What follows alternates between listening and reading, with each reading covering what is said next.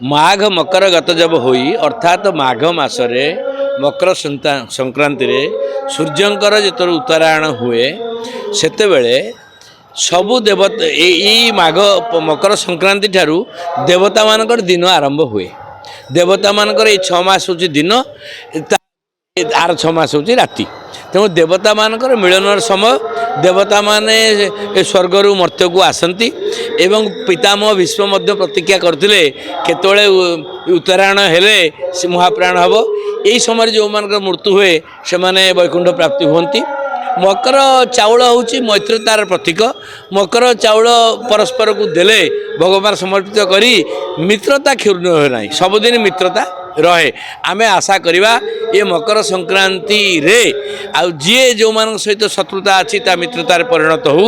मकर चाउल दे मकर गाँ गाँव सब मकर बसंती मैत्र बसंती। आमे आशा करिबा ये संक्रांति समस्त ये शुभंकर हो, मंगलमय हो, आनंदमय हो। सबुठार बड़ कथा हूँ मैत्रीपूर्ण हो। मकर संक्रांतिर वैशिष्ट्यता हूँ मित्रता।